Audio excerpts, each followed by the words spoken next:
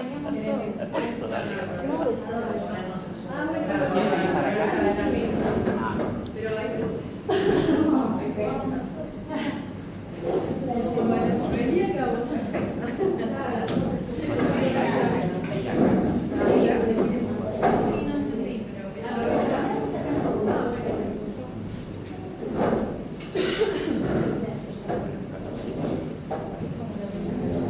Claro, es una mesa alargada.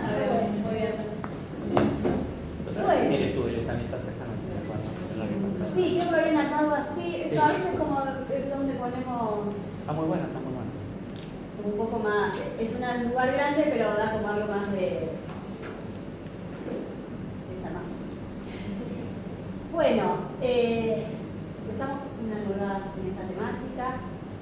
Primero agradezco a los autores que hayan venido, como les digo, en general, gracias por acercarse al oeste, por cruzar la General Paz, por darnos sus ideas, sus libros. Los que estamos de este lado de la General Paz sabemos que siempre vamos para allá. Cuando vienen para acá lo agradecemos un montón, así que, bueno, muchísimas gracias por estar, por acompañarnos un poco en esta locura de la feria. Ya Jorge estuvo en la primera, inclusive en la segunda. Esperemos esto que podamos seguir repitiéndolo. La idea es que se instale como un espacio a repetición en el oeste. Me parece que está buenísimo para poder pensar y para poder seguir trabajando con otros, ¿no? Bueno, os voy a presentar. En esta mesa está Jorge Cantis, es psicólogo, psicoanalista, es director de la formación de posgrado en discapacidad de entramados singulares, familiares y sociales de la SAPIA, Asociación Argentina de Psiquiatría y Psicología de Infancias y Adolescencias, es fundador del área de discapacidad, es director de la maestría en problemas y patologías del entrenamiento, LUCES, es profesor titular en la carrera de especialización de Psicología Clínica de la Discapacidad, la Facultad de Psicología en la UBA, es autor de los libros que están acá presentes: Discapacidad, Reflexiones Psicoanalíticas e Intervenciones Posibles, Familia, Subjetividad, Terapeutas, del marzo del 2020, de Avatares para una Clínica de la Discapacidad entre la pandemia y la transpandemia, de noviembre del 2024, y el último, Adultos en Discapacidad Adquirida, el sufrimiento psíquico al reencuentro del sufrimiento psíquico al reencuentro subjetivo, de marzo del 25. Todos de Editorial Vergara. Es supervisión de instituciones de educación especial y centros de día y asistencia en consultorio a personas con discapacidad de su contexto familiar. Y la doctora Lucía Farías es psicoanalista de APA, es docente universitaria, directora de la especialización en clínica de discapacidad de USAL, es directora de la Diplomatura Superior en Discapacidad y es coordinadora del área de Psicología y Psicopedagogía en el CPC, Centro de Parálisis Cerebral. Y está con nosotros también Jimena Martínez, que es invitada al diálogo porque trabaja mucho con discapacidad, y una de las cuestiones que quisimos hacer en esta feria, en esta oportunidad, es que en las mesas temáticas, además de que estén los autores, invitar a colegas, sobre todo colegas de la zona, para poder dialogar, para que nos den esa pata de la clínica, del territorio, ¿no? Y que podamos dialogar entre lo que pasa en la clínica del oeste, con las ideas, con los libros, con los autores. Así que Jimena Martínez, gracias, es nuestra invitada para eso. Ella es psicóloga, psicoanalista, egresada de la Universidad de Buenos Aires, con formación en psicopatología infanto-juvenil y trastornos en el desarrollo, clínica de la primera infancia y estimulación temprana, con amplia experiencia en trastornos del espectro autista y clínica de la discapacidad. Es directora de GAFAI, un centro terapéutico en Ituzaingó. Sí. Y el libro de Lucía, que no lo tengo acá anotado, pero que es de editorial Letra Viva, Parálisis Cerebral y Constitución Subjetiva, que es su libro acá, en el Manche. Bueno, bienvenidos, los escuchamos. Bueno, ¿quién es?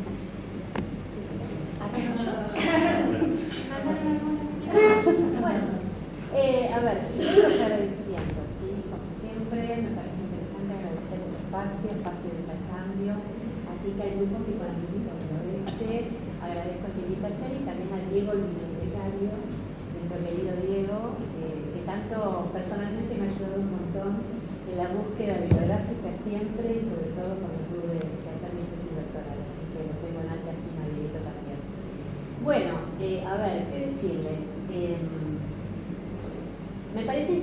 compartir algunas ideas en relación a lo que planteo en el libro. Es un libro que decanta justamente de lo que fue mi tesis doctoral. Esta tesis fue defendida en el taller. ¿Cómo se libro cortito? Por el ruido de... Por el ruido de la... Me parece que hace calor, ¿no? Si no... Una para esperar.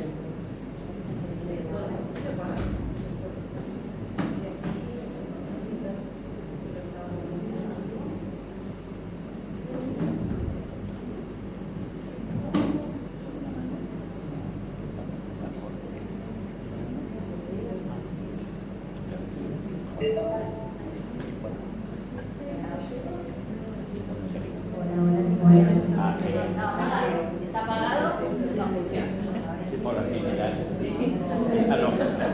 Es salón. ¿Sí? ¿Se escucha? Si no apagamos el aire, vos feliz. Sí, Apaga el aire. Viste, lo lograste, lo lograste.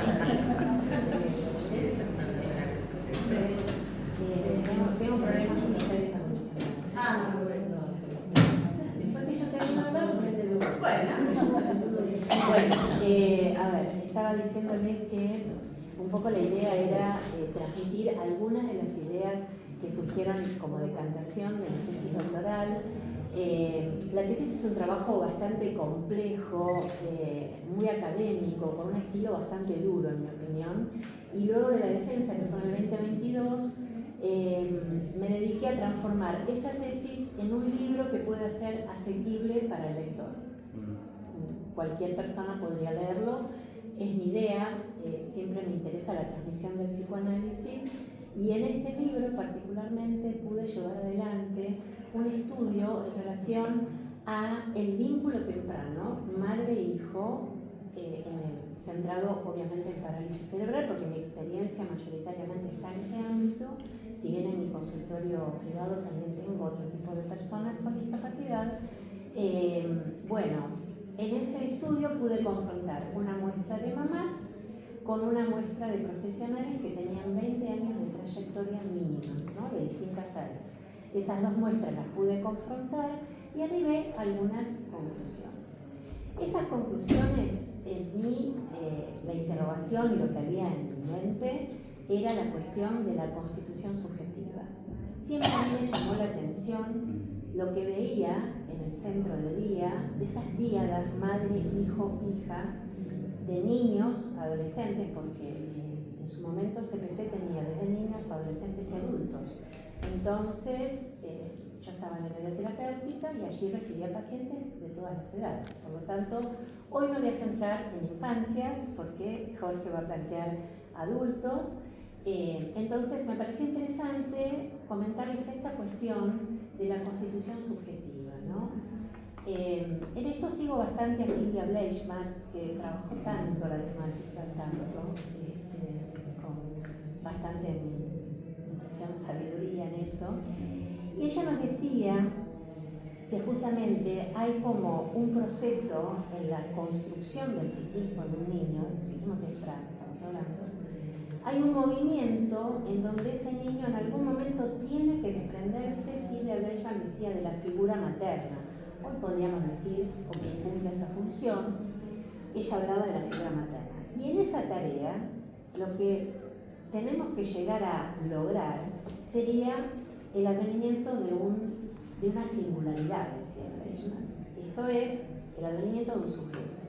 Y acá es lo que yo, digamos, mi interrogación y lo que quería transmitir acá, ¿no? Digo, ¿qué pasa en discapacidad? ¿Qué pasa con esta constitución subjetiva cuando tenemos infancias con discapacidad? Y ahí mi experiencia, porque mis pacientitos, la gran mayoría, eran niños que habían tenido intervenciones quirúrgicas, internaciones, maniobras médicas, podríamos decir, invasivas, necesarias, porque bueno, hacen a sus necesidades, ¿no es cierto?, de salud, pero eso no lo viven todos los niños. O sea, los niños en líneas generales están con su mamá, su papá, sus hermanos, van al colegio, al jardín. Estos niños, muy tempranamente, tienen cuerpos que son trabajados por otros, por necesidad, porque lo necesitan Y está muy bien, yo no cuestiono eso, pero sí digo que todas esas intervenciones tempranas suceden en un momento donde todavía no está construido el lenguaje. Estamos en una etapa preverbal. Y ahí es donde yo marco ese llamado de atención para nosotros como profesionales, porque todas esas vivencias tempranas de nuestros pacientitos quedan en algún lugar y por fuera de lo simbólico. Esto lo vemos en los síntomas que presentan. Por ejemplo, en una oportunidad hace bastante tiempo, una niñita de 5 años con una discapacidad contraída a raíz de un accidente doméstico, adquirida a los 5 años. Cuando termino la primera entrevista con la mamá, la señora me dice: tengo que pedir un favor. Sí, le digo, ¿cómo no? Cuando la veas a mi hija, no te vistas de blanco, dijo la señora. Porque ella, cuando ve en un lugar, que puede ser una institución, un consultorio, alguien de blanco, empieza a llorar, a gritar, a patalear. Bueno, crisis de angustia, obviamente. Podríamos decir que ahí la marca en el psiquismo temprano de esa niña dejó la construcción de una fobia como secuela de ese periodo de lenguaje. Entonces, ahí es donde yo digo, bueno, esto hay que prestarle cierta atención, porque en sí la constitución subjetiva es esa sucesión, digamos, de tiempos lógicos necesarios, instituyentes, para que advenga un sujeto. Entonces, lo que yo trabajo en el texto es justamente cómo se dan esas miradas. ¿Por qué? Porque en esas entrevistas con las mamás, que fue muy interesante, esas entrevistas yo las realicé en pandemia, me habilitaron desde la universidad para hacerlas vía Meet, y eran semidirigidas. Y como otro piecito de página, lo que surgió en las 12 entrevistas a mamás, es un estudio cualitativo lo que yo realicé, todas atravesaron en algún momento de la entrevista, sin ser solicitado, el momento del conocimiento del diagnóstico. Tema trillado en discapacidad, todos estaremos de acuerdo en eso, pero digo, es un dato, ¿no? Porque no estaba investigando eso, yo investigaba vínculos, separación, individuación, ¿no? Eso es lo que yo intentaba investigar, y aparece esto desde las mamás. Bueno, ahí básicamente, y para no hacerlo muy extenso, lo que les quiero transmitir son 3 modelos que podríamos definir vinculares, que los corroboré en este texto a través de la investigación y además en la práctica. Y seguramente las personas que trabajan en instituciones tendrán referentes o ejemplos de lo que les voy a contar. El primer tipo de vínculo que observamos en esta constitución subjetiva, como el niño tiene una discapacidad motora y es un niño que necesita asistencia, las madres se transforman en personas muy presentes. Yo diría hiperpresentes, porque es un niño que necesita atención. Ahora, dentro de esa presencia materna se establecen diferentes tipos. Uno es el simbiótico, ¿no? Donde son 2, pero son 1. Y lo que nosotros vemos es una diana que no sabes por dónde entrarle. Es un combo. Entonces, ¿dónde lo vemos? Vos decís algo del hijo y la madre se siente tocada. ¿Por qué? Porque están hablando del hijo, pero como funcionan no solo uno, estás hablando de ella. Entonces, genera ciertas, a veces, rigideces en los vínculos institucionales, ¿no? Ese sería un tipo. Otro de las observaciones es la madre sobreprotectora. En discapacidad tenemos esa madre hiperpresente que sobreprotege. Entonces, vos le pedís, no sé, una laminita de goma eva y te trae 25, laminita de todos los colores, textura, ¿no? Bueno, hace frío, hace calor, bueno, ¿con quién va a salir? ¿Quién lleva la silla?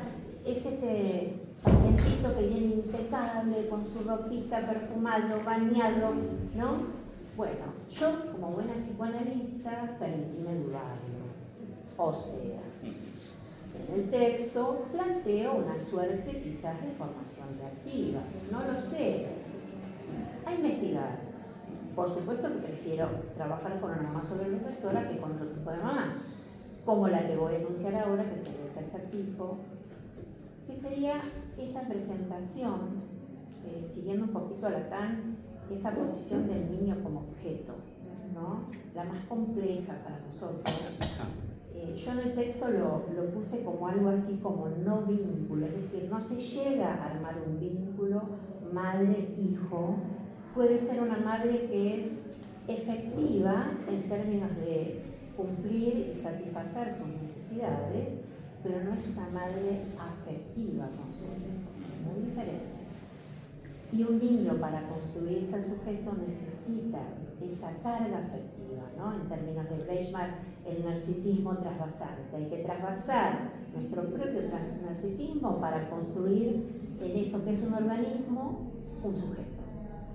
Entonces, estas, digamos, no vínculos lo vemos en las instituciones, por ejemplo, que son esos niños que a veces nos da pena, ¿no? Que vienen 3 días con la misma remera, ¿no? Que no le mandan una comida, que vos abrís el tupper y no sabés qué es lo que hay adentro, ¿no? Situaciones de la vida real, cotidiana. Esto lo he visto miles de veces en la institución. Acá yo pego una vuelta en este tema porque muchas veces, lo hemos hablado también con Jorge, la clínica y el trabajo con discapacidad produce reacciones contratransferenciales muy intensas. ¿Y qué sucede con los profesionales cuando ven estas cosas? Se enojan. Les da bronca, somos humanos, nos da bronca. Decimos, che, pero mirá, tienen la misma remera de hace 3 días, no le cambiaron tal cosa, tiene toda rota la mochila, se le caen las cosas. Bueno, entonces, yo lo que digo es lo siguiente. Justamente, como es un niño que está ubicado en posición de objeto, hay algo que queda por fuera de lo simbólico, absolutamente, del campo del lenguaje. Y entonces, lo que aparece allí, esto es lo que yo les digo a mis compañeros, ¿no? Les decía cuando estábamos en el centro de día, hablo en pasado porque yo me retiré de la institución, pero el centro de día acaba de cerrar este año, lamentablemente, la institución menos, ¿no? CPC. Y entonces, chicos, no se enojen, yo les decía, ¿no? Te está contando una historia con esto que te está mostrando. Pensalo así. Te está diciendo lo que no te puede decir con palabras. Entonces queda representado en actos. ¿Y el acto cuál es? El niño que no se baña, con feo olor, sucio, ¿no? Perdón la crudeza, pero es lo que sucede. Entonces, ahí nosotros como profesionales tenemos que darle ese lugar a esa familia para que pueda poner palabras. Y acá viene la parte más dura, porque a veces en esta variedad de vínculos temprano, lo que vemos es que hay expresiones conscientes de rechazo hacia la discapacidad de su hijo. Son esos papás que en la intimidad de una entrevista con algún profesional dicen, es que yo no me banco lo que tiene mi hijo, yo no soporto que tenga discapacidad, nunca lo voy a aceptar. Es fuerte, pero eso es lo que hay que alojar en nosotros y en la institución para ver si podemos como ver un poco algo de esa situación, ¿no? Y para cerrar, y no hacerlo tan extenso, el último punto que quería como rescatar acá es el tema del juego, ¿sí? Estamos en momentos en donde el juego en los niños está desapareciendo, llámese, bueno, pantallas, ni qué decirlo, yo creo que está muy bien, 0 pantalla, yo soy pro esa posición, pero digo, no perdamos la construcción del espacio lúdico, nosotros en las instituciones, ofrezcámosle objetos, ofrezcámosle muñecos, cosas, no importa si no lo toma, ¿no? Porque a veces los padres me dicen, ay, es que se aburre, yo digo, si se aburre, ¿cuál es el problema? Déjalo que se aburra un rato, del aburrimiento algo va a emerger, algo va a aparecer, ¿no? Es como que los padres tienen temor de que se enoje, de que se aburra, de que entonces, bueno, le doy el celular, bueno, le pongo una película, bueno, que juegue, que no. Entonces yo lo que digo es, objetos, vivimos en un mundo tridimensional, entonces necesitamos una construcción de juego con objetos, juguetes, muñecos. ¿Por qué? Psicológicamente el juego tiene un potencial enorme para estos niños para elaborar sus propios conflictos. ¿Cuáles son los conflictos? Vuelvo al principio. si atravesaron toda esa primera etapa temprana de maniobras tan invasivas, médicas, y esto lo digo con mucha, esto de poner el cuerpo, ¿no?, en discapacidad y en terapia con niños, a ver, yo me he dejado vendar, me he dejado pelar la cabeza, jugando, es un como sí. Yo soy el médico, te voy a rapar porque te tengo que operar la cabeza con una sonrisa burlona. Bueno, eso es un proceso de elaboración para un niño, lo dijo Freud, no lo digo yo. Cambio del pasaje de pasividad a actividad. Aquello que fue sometido pasivamente en la temprana infancia, ahora en la siguiente etapa, cuando está en terapia, nosotros le damos esa posibilidad, ya sea con nosotros o con los muñecos. Yo trabajo mucho con Playmobil. Amo los Playmobil porque tenés todo tipo de lo que se te ocurra, el soldado, el coso, el castillo, la dama, el caballero, el laburante, uno que filma, tengo todos. Entonces, eso me da pasión de que los niños puedan allí volcar sus historias, sus conflictos y a la vez a partir del juego los van tramitando. Por eso lo que yo quería dejar acá señalado, no perdamos el espacio de construcción lúdica con los niños pequeños, porque en estos pacientes lamentablemente no confundamos con el juego didáctico, porque los padres van a lo didáctico, ¿no? Y esto también, a veces mi mamá me dijo, ay, la llevé a una psicopedagoga, y la psicopedagoga me dijo, señora, déjele jugar a su hija, déjele jugar a su nena. Claro, dice, pues yo le compraba todos juguetes didácticos. Entonces la psicóloga le dijo, compre una muñeca. Y la madre venía a mí como azorada. ¿Cómo le iba a comprar una muñeca a su hija? Y yo le dije, comprarle la muñeca, obvio, la que quiera, no sé cuál sería, pero ella tenía todo didáctico. Entonces, claro, los padres quieren continuar las terapias en casa. Eso es algo que yo también no estoy muy a favor de eso. Yo sé que me gano enemigos diciendo esto, pero es mi postura. ¿Qué voy a hacer? Es más fuerte que yo. Llegas a casa y juega con algo.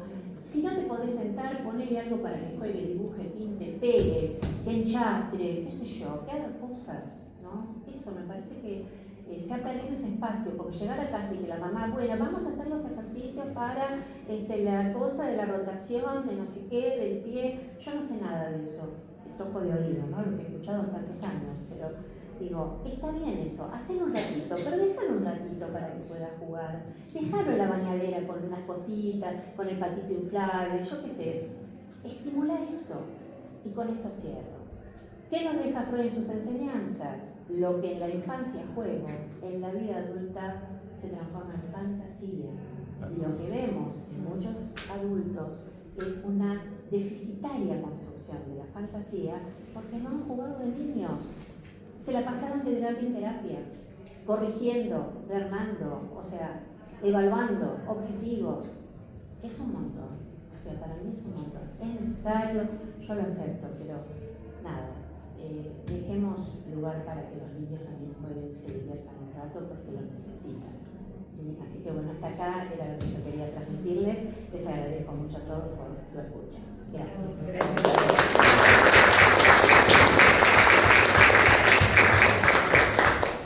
O quizás, mira, porque hablar de infancia, me parece, y después lo adulto, así como la misma línea. Muy bueno. Uy, una punta impresionante para que haga. Sí. Te voy a hacer trabajar. Te voy a hacer trabajar.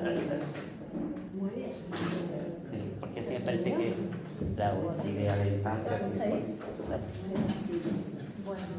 Bueno, muchas gracias por la invitación. Voy a tomar un poquito prestado el trabajo de Lucía. Yo trabajo desde hace muchos años en el área de discapacidad. Actualmente dirijo un CEP acá en la zona de oeste, en Ituzaingó. Y un poco esto que vos traías de estos tipos de mamá o distintos modos de hacer función materna en estos niños con discapacidad. Un poco yo quería tomar esto pudiéndolo articular con lo que es el ámbito institucional, ¿no es cierto? Una institución que hace una función, en el caso del CEP, nosotros, bueno, nuestra tarea principal tiene que ver con una articulación entre lo que es lo terapéutico y lo educativo. y es un gran desafío pensarlo desde el psicoanálisis, porque lo educativo generalmente es lo que más nos demanda, ¿sí? De niños que por ahí no logran la escolarización y deberían de hacer algo en el SED con respecto a esto. Pero bueno, desde una posición más psicoanalítica uno lo que hace es darle lugar a que algo del sujeto advenga ahí, ¿no es cierto? Poder trabajar con las familias en relación a historizar sobre los niños, a hacer que aparezca algo de dónde vienen, qué pasó, qué hicieron.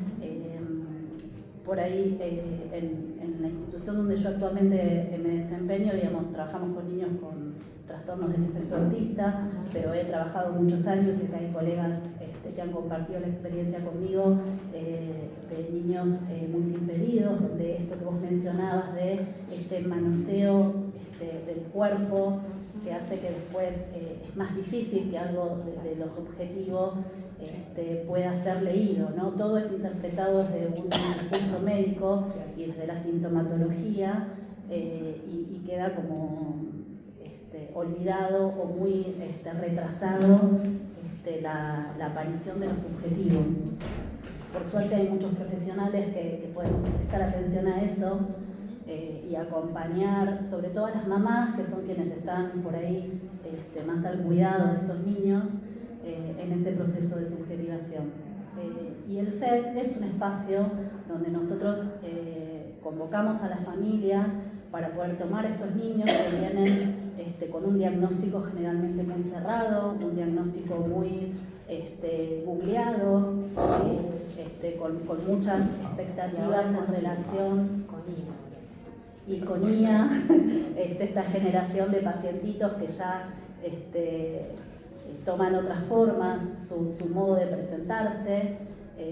Entonces, bueno, es todo el tiempo tomar pequeños rasgos que vamos escuchando, que vamos observando. Vos mencionabas, por ejemplo, esto de un niño que viene al consultorio, en este caso a la institución, todos los días con la misma ropa o con digamos, distintas situaciones que aparecen en lo fenomenológico, que hay que leerlas. Hay que leerlas todo el tiempo para poder ver qué sujeto hay ahí, qué niño está llegando a la institución, pero sobre todas las cosas, desde lo que es la intervención interdisciplinaria, como en un ámbito institucional, es qué niño devolvemos a la familia. ¿Cómo hacemos para que ese niño sea un sujeto que pueda jugar, que pueda, dentro de lo que es sus dificultades en el lenguaje, que es algo que está muy presente, haga voz, ¿sí? Que algo de la palabra aparezca en un niño donde de repente no hay lugar, ¿no? Donde algo del sonido solo es grito o solo es queja, y cuando en realidad mucho de eso se puede transformar en palabra, donde hay algo de esto de darle un sentido, ¿no? De darle una simbolización a eso que una familia no logra simbolizar. Y bueno, en el ámbito institucional eso es a lo que apuntamos, ¿no es cierto? En un espacio que no es el consultorio, o sea que no es un espacio muy acotado, sino que son 3, 4 o a veces 6 horas que los nenes están en una institución, donde, bueno, poder darle todos los recursos, o algunos, para que tenga algo de la subjetividad, ¿no es cierto?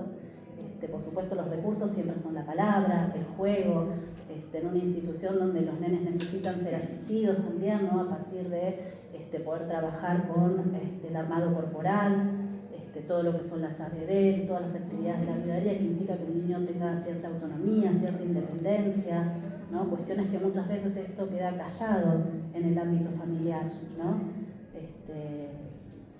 Simplemente o digamos, por esta cuestión de que hay una mirada corrida del adulto.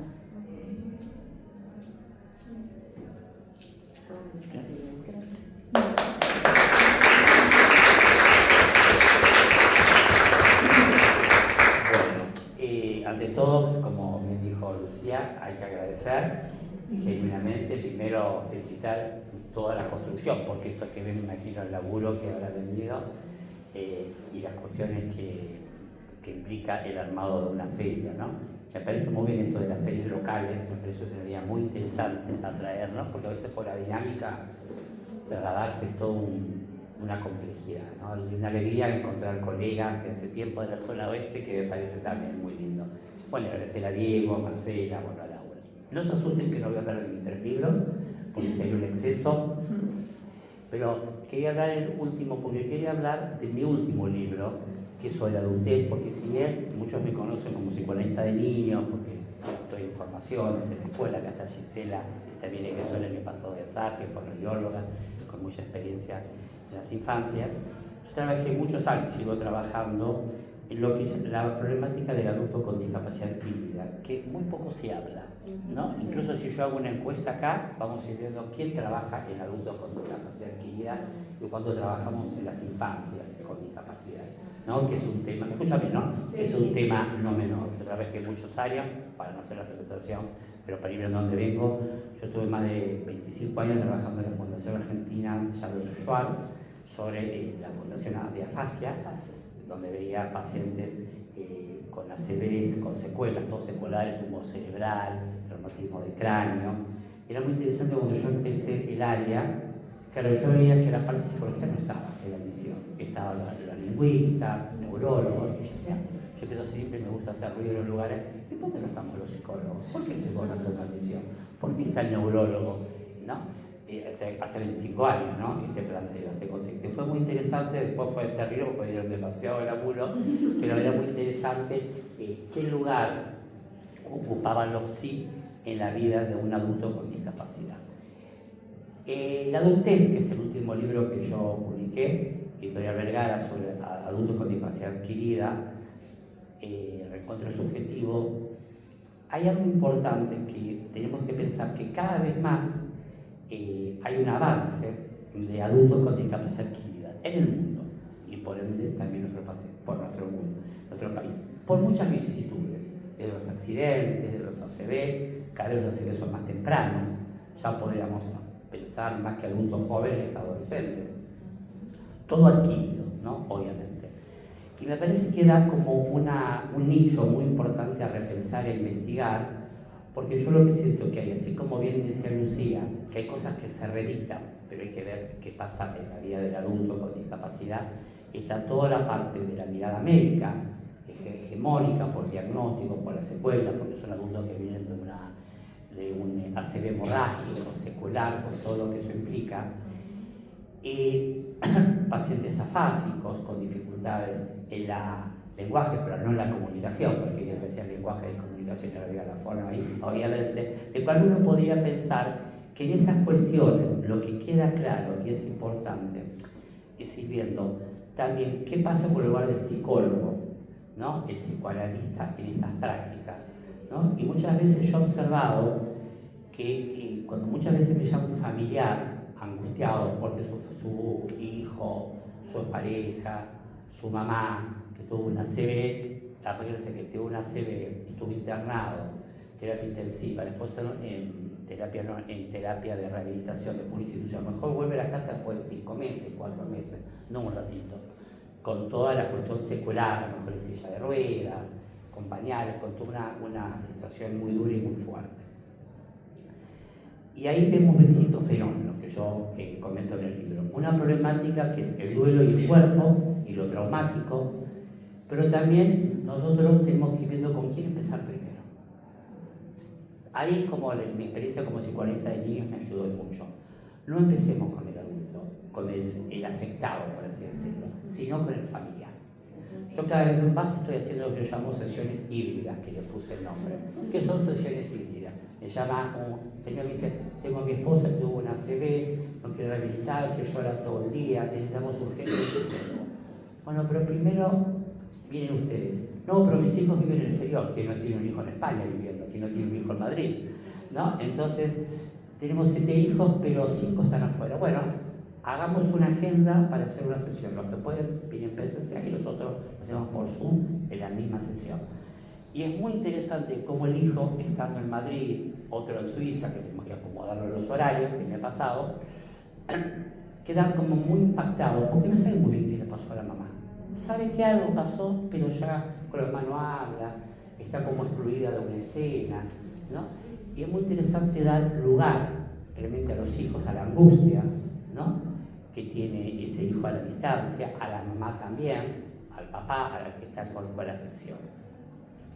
Entonces, no apurarnos a trabajar con la persona afectada, entre comillas, pues ya tiene su equipo, está con rehabilitación. Entonces, empezar desde un psicoanálisis vincular y de orientación, porque si bien hay mucha inteligencia artificial y toda la cuestión, pero lo singular es cada familia. Nosotros decimos que en esta problemática hay que ver dos cuestiones. Primero, la personalidad previa, premoria. ¿Quién era esta persona antes del accidente? Porque muchas veces yo me he encontrado con familiares que dicen, es que no habla, no se quiere comunicar. Y antes hablaba, no, antes también era comunicado. Ahora con la fascia mucho más. Entonces, de alguna manera, hay que ver qué aspectos se potencian, pero también qué aspectos se inauguran. Muchas veces puede inaugurar la irritabilidad, la frustración por no poder expresarse, con todo lo que implica. Entonces, alojar a la familia implica un esfuerzo y un desgaste muy fuerte, porque la familia está enojada, la familia le exige, cansada, la familia infantiliza, porque ese es el riesgo, el adulto infantilizado. Yo me he encontrado con adultos con discapacidad adquirida que están fuera de la escena, tienen hijos que van creciendo, entonces a lo mejor me acuerdo que en un caso que trabajamos, yo trabajo, quiero aclarar lo importante, el familiar, por ejemplo, el esposo de la persona que tuvo la CV y sus hijos. Después voy incluyendo, pero todos no porque corre el riesgo de infantilizar y corre el riesgo de culpabilizar o presionar con todo lo que implica. Pero me acuerdo que en una familia con 3 adolescentes jóvenes, la esposa, el que tuvo la CV fue su marido, un profesional, exitoso. Cuando digo exitoso, trabajador, la palabra éxito no sé si es la más adecuada, quiero decir, trabajador, muy comprometido, que de golpe se encontró en su casa, que nunca estuvo en su casa. Entonces era que reacomodar. Y lo más difícil para los adolescentes, que todas las noches veían que sus hijos no venían a dormir, porque iban, pero nadie le decía nada. Yo estaba muy angustiado y él no dormía. Entonces yo decía, qué importante como él también tenía que incluirlo en las decisiones, ponerlo en lugar de adulto. ¿Qué tenía? Porque hay a veces una tendencia que la persona con secuela tiene un problema cognitivo. Y no hay un problema cognitivo, salvo excepciones, según la localización. Entonces hay una cuestión de decir que está con retraso, o me acuerdo otro día, a veces me dice, pero mamá está como loco, ¿viste cómo habla? Bueno, entonces explicar que eso no es una locura, no es una esquizofrenia, no una jerga esquizofrénica, porque él había buscado jerga, curiosamente, ¿no? Entonces es delimitar el campo. También podría pensar en este libro de adultez, es ir viendo el tema de los duelos. Cómo trabajar el duelo objetal, pero el duelo narcisista. No solamente el duelo de las funciones perdidas, la mano, el lenguaje, toda la cuestión, la motricidad, sino también que hay un duelo narcisista. Y ahí podríamos decir que lo que planteaba Lucía en los niños, acá también, ¿qué pasa con el armado psíquico? Pero un armado que ya existió. Y es probable que se modifique. Muchas veces, por ejemplo, hay personas que vienen de la discapacidad adquirida después de un intento de suicidio, que es muy duro, o de un cuadro de adicción grave. Entonces hay un sentimiento de culpa o un accidente, ¿no? Algún joven que tuvo una lesión muy severa después de un accidente y él dice, yo les cagué la vida a la familia, ¿no? Un adicto muy grave que se subió al auto a matarse. Y en realidad pareciera que mató a la familia. Entonces, como de alguna manera hay una modificación del super-yo, el super-yo que castiga al super-yo. Y hasta que no pueda elaborar en una psicoterapia esa culpa porque lo atienda, por la psicoterapia, por los gastos, porque tienen que reacomodar la casa, es toda una cosa menor, ¿no? Ahora, lo que es importante es ir viendo en esta cuestión de lo corporal, de las emergencias orgánicas, físicas, es ser el lugar para trabajar no solamente en la vida emocional, sino en la vida psíquica, pero que cada vez más se piensa en el sujeto, lamentablemente por las neurociencias, en el sentido, ahora como crítico como Lucía, que todo es conductual, todo es comportamiento, todo es conducta. Y el ser humano es más allá de una conducta, hay una vida psíquica, y acá también, mucho más, porque es una vida psíquica dañada. Entonces tenemos que ir viendo cómo no solamente pensar en la conducta y el comportamiento, sino cómo el psiquismo se fue modificando también a partir del accidente y de toda la dificultad. Y por supuesto lo que implica. La sexualidad es un tema no menor. Justamente la semana que viene participo en el Congreso Internacional sobre Sexualidad Humana y me invitaron a una mesa sobre discapacidad. Y bueno, voy a hablar de estas cuestiones en Facultad de Medicina. Y lo interesante es ir viendo que muchas veces yo observo que el terapeuta no se anima a alojar la sexualidad en personas con secuelas, ¿no? En mi experiencia me acuerdo de una anécdota muy chiquitita, allá entonces en la fundación, yo siempre inquieto le decía a la presidenta de la fundación, me gustaría un día hacer taller sobre sexualidad, uy, sería bárbaro, sábado a la tarde, bueno, siempre sábado a la tarde, cuando estoy en Molón, cuando estaba la historia. Y en la época que había recién mail, por supuesto, muchos años, entonces, pero invitamos, no hicimos un taller abierto con asistentes, pero que era solamente para familiares de personas con secuelas de fascia, porque por la especificidad de la institución, ¿no? Invitamos a bien. Cuando yo llego a la institución, veo como 40 personas en la puerta. Yo pensé que había pasado algo. No, venían al taller que había promocionado. Eran otros momentos del país que uno podía abrir 40 personas sin conocer, con todo lo que implicara el más reaseguro. Pero lo impactante es ir viendo cómo también cuando uno aloja ciertos temas aparece la convocatoria. Y me enseñó cómo ese taller también tenemos que habilitar ciertos temas que si uno no los habilita no aparecen, si no alojamos, ¿no? Y muchas veces yo en las primeras entrevistas pregunto, no a los hijos, sino a la pareja, ¿qué pasa? Porque hay toda una reacomodación. Mejor el cuerpo es más pasivo, pero ¿qué pasa con la vida pulsional? Entonces a lo mejor dar lugar a la vida pulsional, a la vida sexual, que no hablamos de erotismo, hablamos a lo mejor de contacto, de ternura. Por ejemplo, es muy habitual que pasa, yo hice muchos años domicilio, ahora por problemas de agenda no lo doy, y también por cuestiones estratégicas me di cuenta que hacer mucho tiempo domicilio el riesgo de la endogamia, del encierro. Entonces, un ratito. Ya vamos terminando, ¿no? Porque Laura corporalmente la vida ¿no? Que algo me estaba diciendo, la costumbre de leer los cuerpos. Pero muy breve. Y me acuerdo que en varios domicilios yo decía, bueno, si tuvo una ACV o el marido, él tuvimos que bajar la habitación, pero no es la habitación, lo bajaron a él y la señora quedó arriba. Con todo lo que eso implica, porque bueno, no podían adaptarse. Y a lo mejor después se acostumbró, se naturalizó la mujer arriba y el señor abajo. Y estas son las cosas que los hijas tienen que hablar.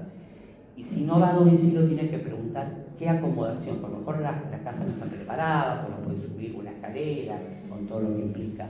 Entonces, eso también es una cosa que nosotros tenemos que dar lugar a ese espacio que parece tan sencillo, pero tan complejo a la vez. Naturalizar la sexualidad, la acomodación de vínculo, es más humanizante que un montón de terapias, ¿no? Y después agradecen. Primero hay un impacto, está la fantasía, si va a ser una convulsión, si va a haber una catástrofe orgánica, y es todo lo contrario. A veces lo mando al neurólogo que le preguntan, ¿puede tener sexo con él? Porque a veces la bajada médica es necesaria. Yo, claro que sí, yo pensaba que ya lo hacía, ¿no? Es muy interesante. Bueno, muchísimas gracias.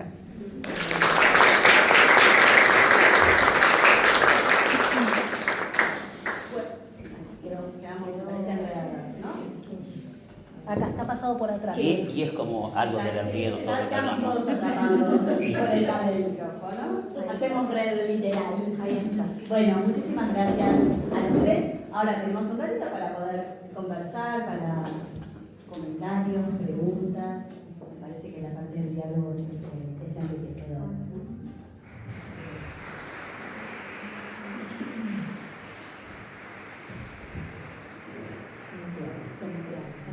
Desmuteo. Bueno, escucharon varios, bueno, hay que procesar todo lo que escucharon. Pensaba en esto que decías de la sexualidad de las parejas, quizás en una situación en particular, pero también cómo se observa eso en papás y mamás de niños con alguna discapacidad, ¿no? La pareja queda totalmente anulada, digamos, no hay espacios de encuentro, no hay, digamos, más allá de lo sexual, o lo sexual también.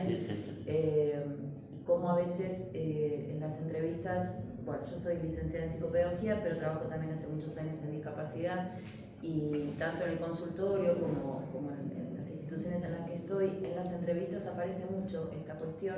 Y yo a veces trato de poner dentro, incluso digamos, en el tratamiento con niños, incluir entrevistas con los papás, no solo para hablar cuestiones que tengan que ver no sé, con cuestiones de límites o hábitos de crianza y demás en relación al niño, sino también en esta situación que se ve mucho y que también se observa que muchos digamos, parejas, matrimonios o lo que fuera, terminan en una separación o un divorcio luego del diagnóstico, luego o con unos pequeños meses o años de tratamiento y luego la mamá la que continúa con la posta, y sobre todo muchos papás que quedan como por fuera, ¿no? de los tratamientos o de la evolución de esos niños en sus terapias.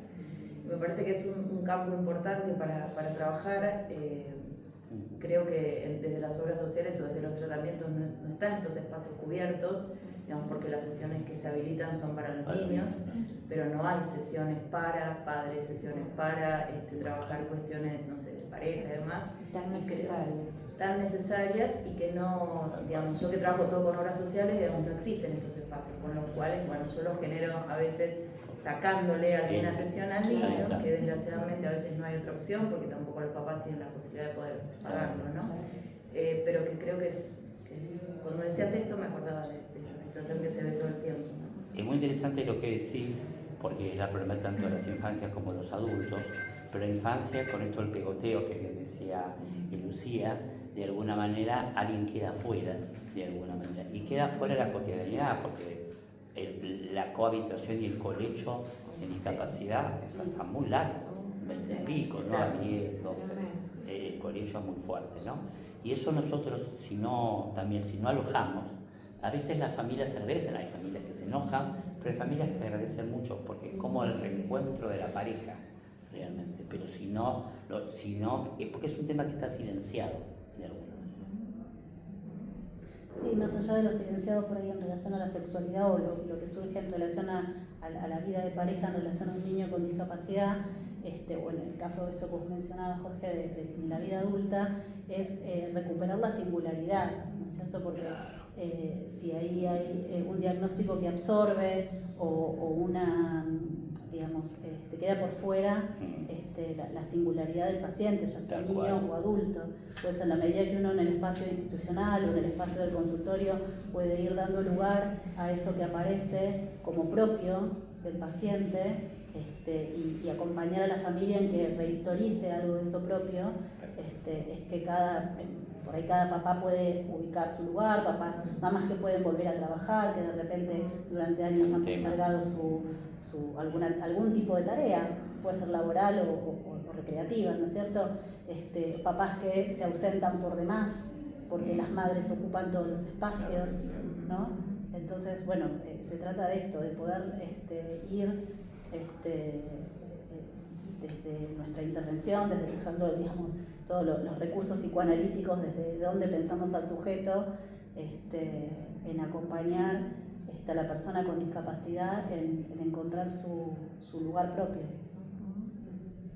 Sí. Y también pensaba en esto que hablamos tanto de lo subjetivo, ¿no? Y bueno, yo estoy como fanatizada con Silvia Bergman, porque ella en los 80 tiene el libro que se llama La subjetividad en riesgo.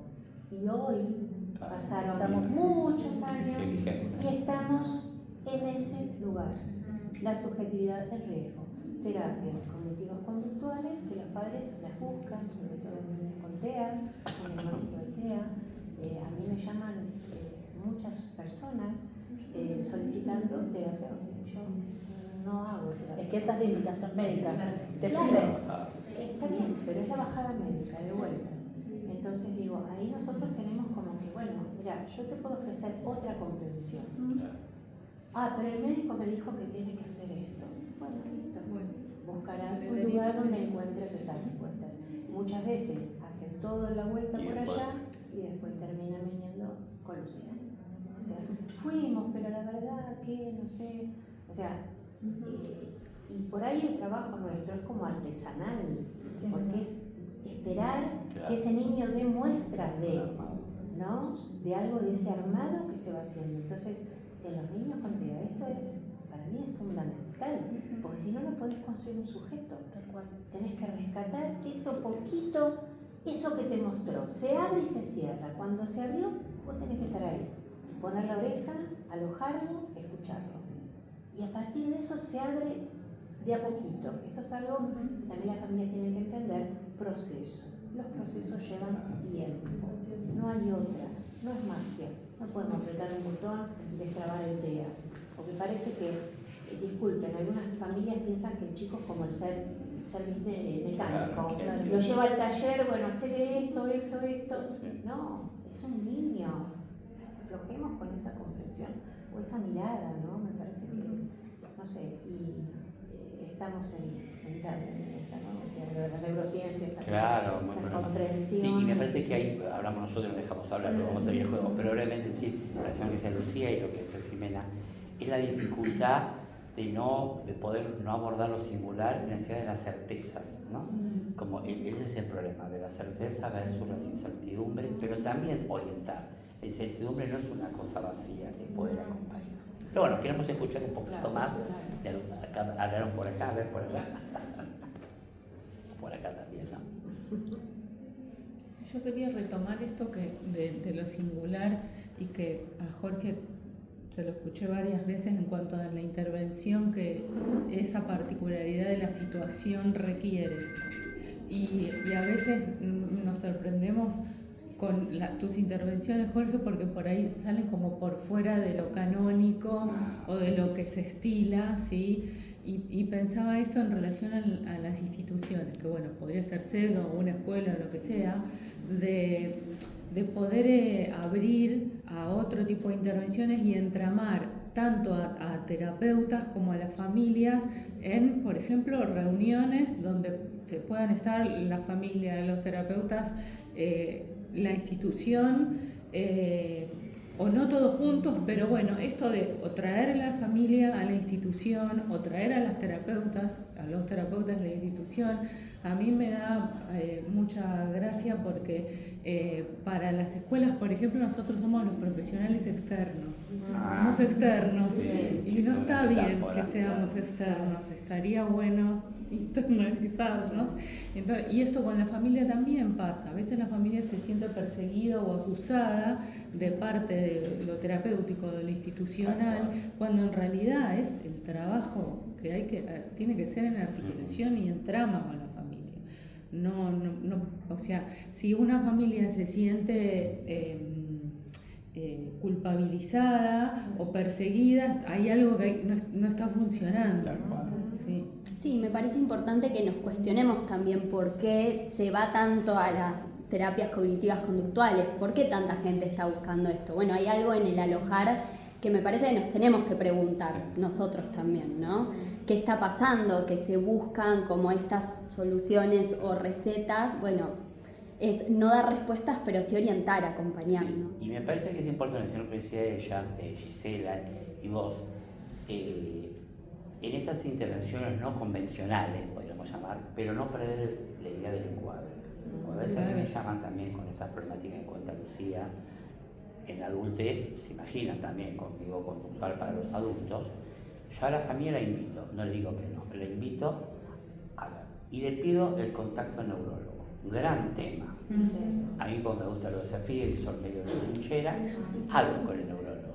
Hasta que lo rastreo, lo encuentro, porque a veces no es fácil que te dé, pero yo soy insistente, quiero que me contesta, o casi mal esa cultura al neurólogo, ¿no? Para la secretaria, bueno, rastreo y hablo. Y es muy interesante las cuestiones que pasan, ¿no? Obviamente, al neurólogo le gusta mucho dar cátedra. Entonces primero dejo que me dé la cátedra, que me explique, que también me aporta la singularidad de ese cuadro. Entonces, con saliva, con mucha agüita, para no enojarme. Y después, bueno, yo le cuento brevemente, en ese ratito, el para qué. Pero usted no es muy psicoanalista, me dice. Es muy interesante, pero no es la idea y el prejuicio que tiene. Porque también en la autocrítica hay que ver también si el psicoanalista también aparece con una ortodoxia muy complicada y atrogénica también. Entonces hay varias cuestiones ahí, pero me parece que el tema que nosotros tenemos que ir también ese tipo de grupo de profesionales y no enojarnos y poder. Hay con algunos que se puede trabajar mejor y algunos mejor no, pero no perder de vista la singularidad y el sufrimiento, porque lo que se juega es el sufrimiento, ¿no? De nosotros también, pero del paciente en especial, ¿no? Te escuchaba y me acordaba que vos empezaste hablando que a veces uno propone un espacio, ¿no? Y te sorprendió los 40 que fueron a ese taller. Y digo, me parece que muchas veces nosotros estamos esperando que vengan, ¿no? Que venga la demanda, que venga el pedido. Y a veces el paciente, digo, hay poblaciones que no pueden, porque ni siquiera saben. Entonces uno tiene que ofrecer el espacio. Y muchas veces cuando se ofrece el espacio hay alguien después que lo habita, ¿no? Pero bueno, como puede pasar en la feria, que tenemos imaginados hace unos años hacer feria de libros en Morón. También es bueno, lo hermano. se tomó el Sarmiento, Jorge vino en el Sarmiento al oeste. Pero sí, ofrecer el espacio y después cuando está el espacio en general, después lo habitan, ¿no? Pero bueno, estamos acostumbrados a esperar el llamado, ¿no? Esperar ahí. Claro, salir de la pasividad para ponernos activos en nuestra función. Sería algo así. No hay otra forma de trabajar, no sé, con las familias y alojando, ¿no? Claro. Me parece que es parte de la De misión. la ética. Y también la creatividad, como acá dice la profesional, la psicopedagoga, que bueno, que a lo mejor tenemos cuatro sesiones. Y bueno, a lo mejor una cuarta habrá que, entre comillas, el niño está tan invadido, bueno, esa cuarta con los padres. Y va a ser mucho más operativa que ¿no? Y bueno, es que también el espacio del consultorio es muy reducido en relación a la cantidad de horas que el niño pasa con sus padres. Entonces a veces hay muchísimas cuestiones para trabajar desde casa. Entonces uno puede estar trabajando súper bien en el consultorio, pero si esta otra pata no se trabaja. Claro, es un encuadre aislado. Pero ahí también tenemos que plantear cómo nosotros lo planteamos, ¿no? Porque muchas veces queda como que el tratamiento del niño es con el niño. El tratamiento del niño también es con los adultos. Claro. Parte del tratamiento del niño es con los Claro. adultos. Entonces, por ahí, si uno lo piensa como le saca una sesión al niño, no, en realidad No le saca nada. es parte del tratamiento, ¿no? Es con los otros que acompañan al niño, ¿no? Y con los que pueden tener Pero por ahí el tratamiento del niño es eso también, ¿no? No es solo el encuentro con el niño, es todo eso que uno hace también. Los padres, los hermanos. No, pero digo esta cuestión, ¿no? Del niño, los padres, los hermanos, las escuelas, los otros profesionales que tienen que ser, digamos, internos, como decía, en vez de esta cuestión del equipo externo, ¿no? Y ser internos a la dinámica de dónde se lo está pensando el niño con discapacidad. Claro, los A mí me llevó abuelos. bastante tiempo entender, ideológicamente, siendo psicoanalista, Claro, por la formación. habitar el vínculo con los padres. Me llevó tiempo. Y con el tiempo, yo también, proceso personal, ya directamente planteaba el tratamiento de esta manera. O sea, va a haber sesiones con el niño, la niña, pero también los voy a convocar a ustedes. Puede ser que un día venga el papá, otro día la mamá, o los dos juntos, o los hermanos, otro temón. Y yo coincido, no es una sesión perdida. Yo creo que todo ese espacio se gana, porque trabajás lo vincular con los adultos, que son los que lo tienen en la casa. Entonces uno ahí puede, y con respecto a la sexualidad, también en niños, personalmente, en la primera entrevista yo hago una pregunta abierta, una pregunta general, ¿no? Bueno, ¿tiene interés? ¿Muestra interés por la sexualidad? Y ahí yo ya me meto con el fantasma de los padres. Claro. Porque después dicen, ¿cómo? ¿No? Se asombran de mi pregunta horrorizados. Pero hay otros que dicen, sí, una señora una vez me dice, sí, mira las chicas de Tiberi cuando bailan. Bueno, para la señora esa es una manifestación de sexualidad. Bueno, es como meterme en ese espacio de la familia. Y, bueno, y también a noticiarlos. Mirá que podemos, porque ojo con esto, hoy con todas las cuestiones de la sexualidad, yo anticipo a los padres que en las sesiones vamos seguramente, si aparecen, temas que tengan que ver con el desarrollo psicosexual. Yo lo menciono porque me ha pasado también, desde mi ignorancia inicialmente, y bueno, ay, pero con vos habló de tal cosa, ¿no? Como que se toca. Y claro, yo... Qué moderna la psicóloga. No, había que hablar de eso, ¿no? Bueno, nada, y esos son temas también, la sexualidad, para acompañar con la familia, porque eso es otro temor, ¿no? De la habilitación que los padres pueden hacer o no de esa vida sexual de su hijo o Claro, hija. porque en la sexualidad y en la discapacidad, tanto niños como adolescentes y adultos tienen la problemática de qué pasa con la intimidad, ver sus cuerpos públicos, lo que comentaba Lucía en su comentario y también vos, son cuerpos públicos. Entonces, ¿qué pasa con la privacidad y con la intimidad? ¿No? La construcción de la intimidad. Bueno, y los discos pulsionales, porque Claro. mis pacientes motores no tienen vergüenza.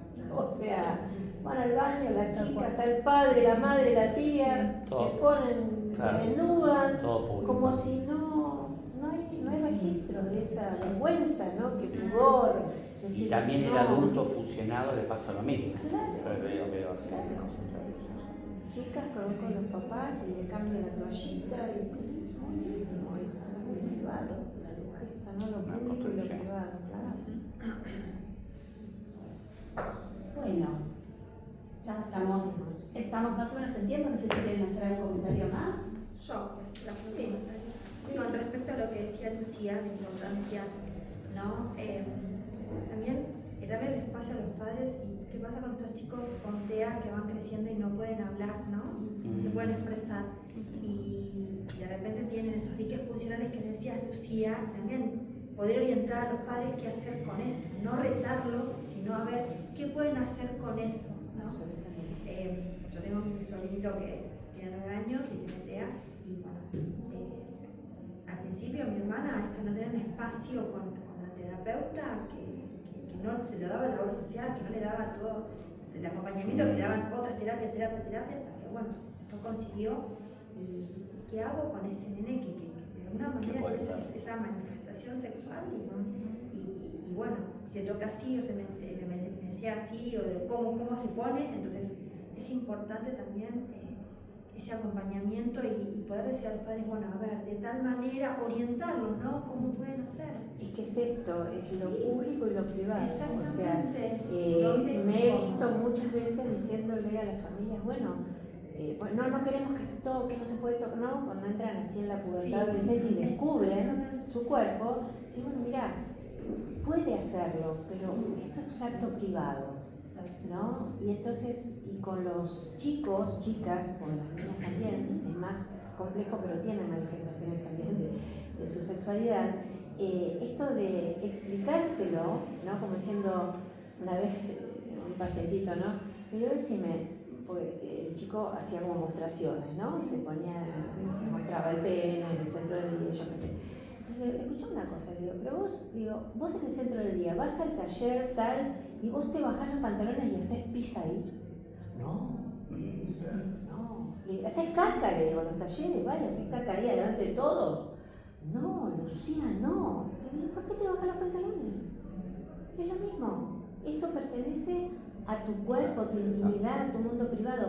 ¿Querés sacarte el pantalón? Bueno, metete en el baño, sacátelo, mirate en el espejo, tocate si querés tocarte, pero no adelante de todas tus compañeros y tus compañeras, ¿no? Como tratar de llevarlo hacia la privacidad, porque si vos lo retás, ¿no? Y sancionás eso, generás más deseo, se va a tocar 3 veces más. No es un buen camino, ¿no? Sí, y hay pacientes con fallas en la constitución psíquica, digamos, donde lo que falla es la capacidad de simbolizar y darle, digamos, otro lugar a esto que uno puede marcar desde afuera, de acá no, esto no se hace, tenés este otro lugar, este otro tiempo.